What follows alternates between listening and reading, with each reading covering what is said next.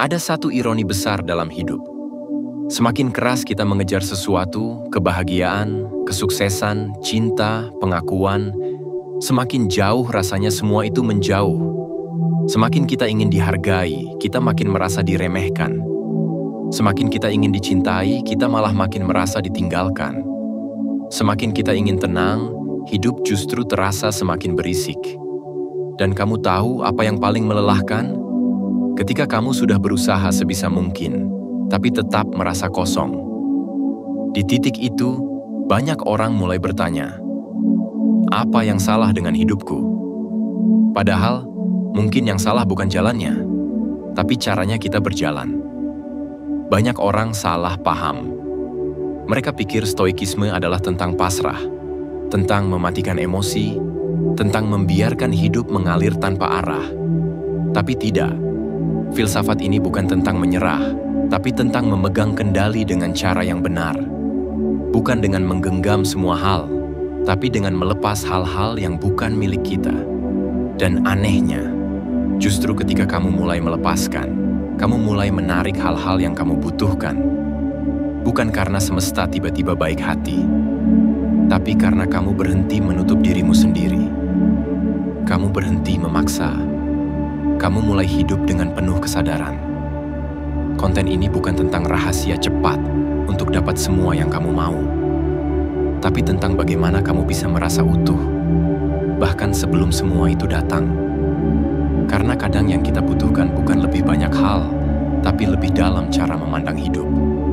Dan dari sanalah, kamu akan mulai menarik bukan hanya hal yang kamu inginkan, tapi hal yang benar-benar kamu butuhkan.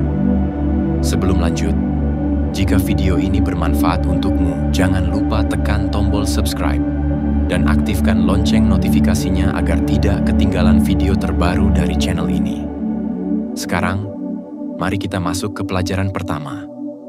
1. Terima bahwa banyak hal di luar kendalimu. Salah satu penderitaan terbesar manusia datang dari ilusi bahwa semuanya bisa kita kendalikan. Kita ingin orang lain memperlakukan kita dengan baik. Kita ingin dunia berjalan sesuai harapan. Kita ingin semua usaha kita selalu berbuah hasil yang setimpal.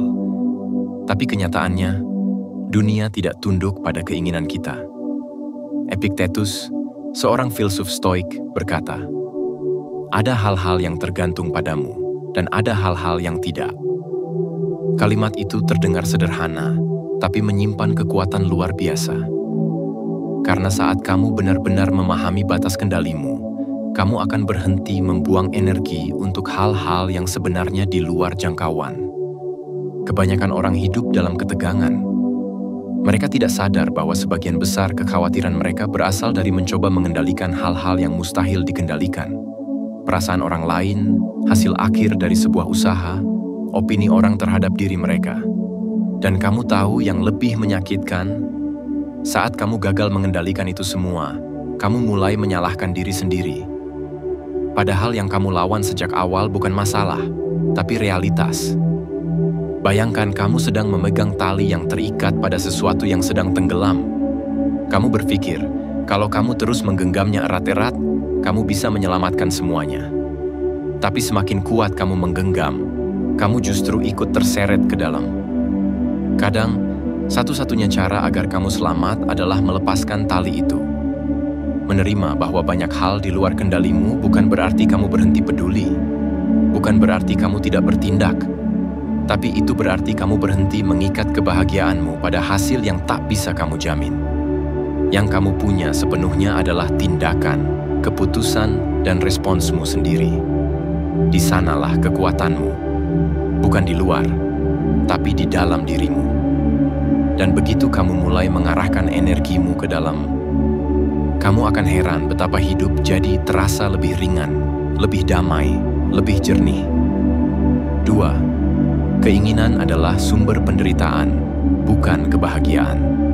Kita hidup di dunia yang selalu mendorong kita untuk menginginkan lebih kaya, lebih sempurna, lebih sukses, lebih diakui. Seolah-olah kebahagiaan itu adalah tujuan yang bisa kamu capai kalau kamu sudah mengumpulkan cukup banyak lebih. Tapi kenyataannya, semakin kamu mengejar keinginan, semakin kamu merasa kekurangan. Marcus Aurelius pernah menulis, orang yang paling miskin adalah mereka yang tidak pernah puas, meski memiliki segalanya. Dan kalau kamu perhatikan, dia tidak sedang berbicara tentang orang yang tidak punya apa-apa, tapi justru tentang mereka yang tidak bisa berhenti menginginkan lebih banyak. Keinginan itu seperti air laut. Semakin kamu minum, semakin kamu haus. Karena bukan hanya tubuhmu yang menolak puas, tapi juga pikiranmu yang tak pernah berhenti membandingkan. Kamu ingin mobil baru bukan karena butuh, tapi karena temanmu punya. Kamu ingin dipuji bukan karena itu penting, tapi karena kamu merasa kosong tanpa validasi. Lalu kamu bertanya, kalau aku berhenti menginginkan, bukankah itu berarti aku berhenti bermimpi? Tidak. Berhenti melekat pada keinginan bukan berarti berhenti bertumbuh. Itu justru artinya kamu belajar berjalan tanpa beban keterikatan. Kamu tetap punya tujuan, tapi kamu tidak membiarkan dirimu diseret oleh perasaan harus memiliki untuk merasa cukup. Stoikisme tidak menyuruhmu untuk hidup tanpa arah, tapi ia mengajarkanmu untuk membebaskan diri dari racun di balik keinginan, yaitu keyakinan bahwa kamu akan bahagia setelah kamu mendapatkan sesuatu. Karena jika kebahagiaanmu selalu ada di ujung pencapaian, kamu tak akan pernah benar-benar hidup di hari ini. Cobalah duduk diam sejenak. Perhatikan semua yang kamu kejar akhir-akhir ini. Apakah itu benar-benar kebutuhan atau hanya pelarian? Karena bisa jadi, kamu sedang berlari dari dirimu sendiri. Dan kamu pikir, dunia luar bisa menyembuhkan luka yang kamu sembunyikan. Tapi luka batin tidak sembuh dengan pencapaian. Ia sembuh dengan kesadaran. Dan kesadaran itu muncul ketika kamu mulai melepaskan keinginan yang sebenarnya tidak kamu butuhkan. 3. Fokus pada proses, bukan hasil. Hampir semua orang ingin hasil yang besar, karier yang cemerlang, hubungan yang langgeng, hidup yang damai dan bermakna. Tapi hanya sedikit yang benar-benar mau jatuh cinta pada proses untuk mencapainya. Kenapa? Karena proses itu membosankan, tidak instan, penuh ketidakpastian, kadang menyakitkan. Tapi justru disitulah keindahannya. Filsuf Stoik seperti Seneca pernah mengatakan bahwa nasib tidak menentukan hidup kita, tapi cara kita bereaksi terhadapnya. Kalimat itu memberi pesan yang dalam, bahwa kehidupan bukan tentang apa yang kamu capai, tapi tentang bagaimana kamu hadir dalam setiap langkah menuju ke sana. Ketika kamu hanya terpaku pada hasil, kamu akan mudah merasa gagal. Gagal saat angka tak sesuai target. Gagal saat orang lain tak menghargai usahamu. Gagal saat waktu tak memihak. Tapi saat kamu mulai mencintai prosesnya, kedisiplinanmu, keberanianmu mencoba lagi, kesabaranmu bertumbuh, kamu sadar bahwa setiap hari sudah membuatmu menang. Bukan karena hasilnya datang, tapi karena kamu tak lagi dikendalikan oleh ketakutan gagal. Stoikisme mengajakmu untuk hidup seperti pemahat. Seorang pemahat tahu bahwa patung indah tidak lahir dari satu pukulan, tapi dari ribuan ukiran kecil yang sabar. Dan tiap goresan itu, betapapun sederhana, adalah kemenangan yang nyata. Kamu tidak bisa mengontrol seberapa cepat dunia memberi hasil, tapi kamu bisa mengontrol seberapa dalam kamu hadir dalam perjalananmu. Dan saat kamu hadir sepenuhnya dalam proses itu, bukan setengah hati, bukan setengah berharap, hasilnya akan datang sebagai bonus. Bukan beban. Ironisnya, justru saat kamu tidak terlalu terobsesi dengan hasil, kamu jadi lebih ringan, lebih fokus, lebih tajam. Karena kamu tidak lagi dikuasai oleh rasa takut gagal. Kamu hanya ingin melakukan yang terbaik, dan itu cukup. Dalam hidup, kamu bisa memilih menjadi budak hasil atau menjadi pengrajin proses. Karena pada akhirnya, hidup bukan hanya tentang sampai di tujuan, tapi tentang siapa kamu jadi saat menempuh perjalanannya. 4. Tenangkan batinmu, maka hidup akan mendekat tanpa kamu kejar. Seringkali kita ingin sesuatu dengan sangat kuat, tapi justru semakin kita mengejarnya, semakin ia menjauh. Kita ingin dihargai, dicintai, dihormati, tapi semakin kita ngotot mencarinya, semakin terasa kosong. Kenapa begitu? Karena pikiran yang gelisah, penuh dorongan dan desakan, tak pernah mampu menarik hal baik dengan cara yang damai. Filsuf Stoikisme mengajarkan satu hal penting. Sebelum kamu mengubah dunia luar, tenangkan dulu dunia batinmu. Marcus Aurelius pernah menulis, ketenangan datang saat kamu berhenti menginginkan hal yang berada di luar kendali. Kebanyakan dari kita hidup dalam mode reaksi. Kita marah saat rencana gagal. Kita cemas saat orang lain tak merespons.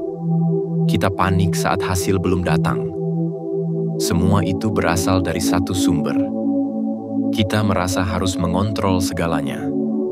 Tapi bagaimana mungkin kamu bisa menarik hal-hal yang baik dalam hidup kalau batinmu sendiri penuh kecemasan? Stoikisme mengajarkan kita untuk mengamati, bukan langsung bereaksi. Saat emosi muncul, kita diberi ruang untuk bertanya, apa yang sebenarnya aku takuti? Kenapa aku begitu ngotot ingin ini cepat berhasil? Apakah aku benar-benar menginginkannya, atau aku hanya takut merasa gagal? Melepaskan bukan berarti menyerah, tapi mengendurkan genggaman yang terlalu kencang agar tanganmu bisa menerima. Dan ketenangan batin itu bukan pasif, tapi aktif memilih untuk tidak dikuasai oleh emosi. Dari ketenangan inilah, kamu mulai membuka ruang. Kamu mulai mendekati hidup bukan dengan energi kelangkaan dan panik, tapi dengan kepercayaan. Lucunya, justru saat kamu berhenti berusaha terlalu keras, justru saat kamu mulai hadir dengan sadar dan berkata, apapun yang datang, aku akan jalani dengan tenang. Segalanya mulai mengalir ke arahmu. Ketenangan itu bukan akhir, tapi magnet yang halus dan kuat. Ia tidak menarik dengan suara keras, tapi dengan kedalaman, dengan keutuhan. Dan hidup lebih tertarik pada jiwa yang utuh daripada jiwa yang gelisah. 5. Lepaskan keterikatan pada citra diri dan temukan jati dirimu yang sejati. Kadang yang paling menghalangi kita untuk mendapatkan apa yang kita inginkan, justru gambaran tentang siapa diri kita seharusnya. Kita ingin berhasil, tapi secara tak sadar juga ingin mempertahankan citra kuat. Kita ingin dicintai, tapi juga takut terlihat rapuh. Kita ingin berkembang, tapi juga terikat pada label yang selama ini memberi kita rasa aman. Label si pintar, si pekerja keras, si kuat, si tangguh. Lalu saat hidup tak berjalan sesuai ekspektasi, kita merasa hancur. Bukan hanya karena hasilnya tak datang, tapi karena citra yang selama ini kita rawat, retak. Filsuf Epictetus pernah berkata, jika kamu ingin maju, bersiaplah untuk dianggap gila oleh orang lain. Pernyataan itu sederhana, tapi tajam. Karena banyak orang gagal bertumbuh, bukan karena kurang potensi, melainkan karena takut kehilangan persepsi orang terhadap dirinya. Tapi ironisnya, selama kamu terus mempertahankan topeng citra, kamu akan sulit menarik hal-hal baru dalam hidupmu.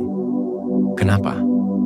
Karena semesta tidak bisa mengisi bejana yang penuh, dan dirimu tidak bisa bergerak jika terus menggendong ego yang berat. Melepaskan citra diri bukan berarti kamu kehilangan jati diri, justru sebaliknya. Itu adalah proses membersihkan cermin, agar kamu bisa melihat siapa dirimu yang sebenarnya, bukan bayangan yang kamu bentuk untuk menyenangkan dunia. Ketika kamu berani berkata, aku tidak tahu semuanya, aku sedang belajar, aku bisa salah, aku manusia, maka saat itulah kamu membuka ruang untuk perubahan yang sejati. Dan anehnya, justru di saat kamu melepaskan kebutuhan untuk terlihat sempurna, kamu mulai menarik orang-orang yang bisa mencintaimu secara otentik. Justru saat kamu tak lagi terikat pada citra kesuksesan, kamu mulai bekerja dari hati, dan hasilnya datang. Bukan karena kamu mengejarnya mati-matian, tapi karena kamu selaras dengan dirimu sendiri. Ingat, kamu tidak perlu menjadi versi ideal untuk layak menerima kebaikan hidup.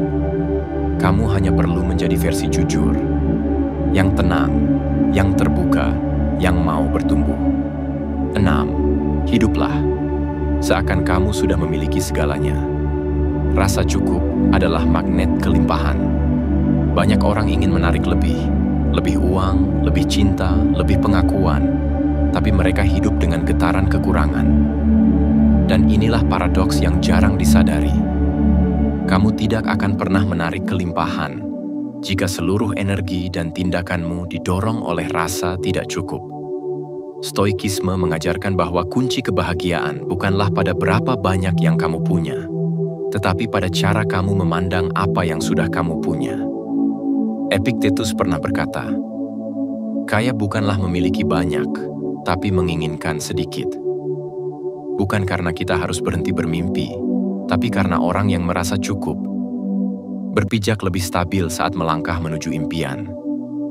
Coba bayangkan dua orang yang mengejar kesuksesan. Yang pertama melangkah dengan cemas, penuh rasa tidak aman, mengira kebahagiaan akan datang hanya jika semua target tercapai. Yang kedua melangkah dengan tenang, sudah merasa damai dengan hidupnya, dan menjadikan tujuan sebagai ekspansi dari rasa syukur, bukan pelarian dari kekosongan. Siapa yang lebih kuat menarik peluang? Siapa yang akan tetap utuh saat jalan tak sesuai rencana? Melepaskan keinginan bukan berarti kamu berhenti berusaha, tapi kamu berhenti menjadi budak dari keinginan itu. Kamu mulai bertindak bukan karena takut kehilangan, tapi karena ingin mengekspresikan diri seutuhnya.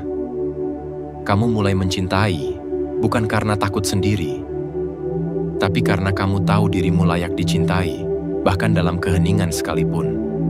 Dan saat kamu hidup dari ruang batin yang cukup, bukan dari rasa lapar yang tak pernah kenyang, sesuatu mulai berubah. Kamu mulai terlihat berbeda. Kamu tak butuh pengakuan, maka justru dihargai. Kamu tak haus perhatian, maka justru dicintai. Kamu tak terobsesi akan hasil, maka justru hasil datang dengan cara yang lebih mulus. Rasa cukup bukan akhir dari ambisi, tapi fondasi dari ketenangan. Dan dari ketenanganlah kelimpahan datang tanpa kamu harus memaksanya. 7. Biarkan waktu bekerja. Kesabaran adalah tindakan tertinggi dari kepercayaan. Zaman ini membuat kita percaya bahwa semuanya harus instan. Kalau belum berhasil minggu ini, artinya kita salah jalan. Kalau belum viral hari ini, artinya kita gagal. Tapi stoikisme mengajarkan hal yang berbeda. Hidup bukan kompetisi kecepatan. Hidup adalah perjalanan kesadaran. Dan hal-hal yang paling bernilai dalam hidup, ketenangan batin, hubungan yang sehat, karya yang bermakna, semuanya butuh waktu. Marcus Aurelius pernah menulis, "Jangan terburu-buru. Alam tidak membuat pohon besar dalam sehari." Kalimat itu sederhana, tapi dalam, karena kita sering lupa. Proses yang baik memang pelan, tapi justru disitulah kualitas dibentuk. Kamu ingin menarik hal-hal baik dalam hidup? Belajarlah bersabar bukan dengan pasif, tapi dengan percaya. Teruslah bergerak, bekerja, memperbaiki dirimu, tapi berhentilah menyiksa diri hanya karena hasilnya belum muncul. Kita sering menganggap kesabaran sebagai menunggu. Padahal tidak. Kesabaran adalah keyakinan aktif. Ia berkata, "Aku terus melangkah. Aku tahu belum terlihat hasilnya, tapi aku percaya ada benih yang sedang tumbuh." Dan saat kamu bisa bersabar tanpa putus asa, saat kamu bisa terus memberi tanpa dihitung, saat kamu bisa tetap hadir tanpa cemas akan hasil, itu bukan kelemahan, itu kekuatan batin. Dan dari kekuatan itulah, kamu mulai menarik bukan hanya hasil, tapi juga kedewasaan.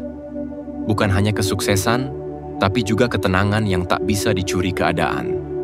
Karena semesta tidak bekerja atas dasar sekarang. Ia bekerja atas dasar kesiapan. Dan mungkin saat ini, yang sedang disiapkan bukan hasilmu, tapi hatimu. Dari pelajaran pertama sampai ke-7, satu benang merah mulai terlihat jelas. Bahwa apa yang benar-benar kita inginkan dalam hidup bukan hanya hal-hal di luar diri, tapi keadaan batin yang tenang, cukup, dan terbuka. Kamu akan menarik hal-hal baik bukan saat kamu paling keras mengejar, tapi saat kamu berhenti hidup dari rasa kurang dan mulai berjalan dari ruang yang penuh kesadaran, penuh kepercayaan, penuh keberanian untuk melepaskan apa yang tidak bisa dikendalikan. Filosofi Stoikisme bukan ajaran dingin yang membuatmu berhenti bermimpi, tapi ia adalah peta untuk melangkah tanpa menggenggam terlalu erat. Karena yang kamu lepaskan bukan impianmu. Yang kamu lepaskan adalah kelekatanmu yang menyakitkan. Dan saat itu terjadi, saat kamu bisa tenang dalam perjalanan, hidup mulai mengirimkan hal-hal baik tanpa kamu harus memaksa. Jika kamu merasa konten ini menyentuhmu, bantu sebarkan. Klik like, share ke teman yang sedang butuh arah, dan jangan lupa subscribe channel ini. Karena di sini, kita akan terus belajar. Bukan hanya bagaimana mencapai hal-hal besar, tapi bagaimana menjadi pribadi yang lebih tenang, lebih bijaksana, dan lebih utuh dalam menjalani hidup. Sampai jumpa di video berikutnya.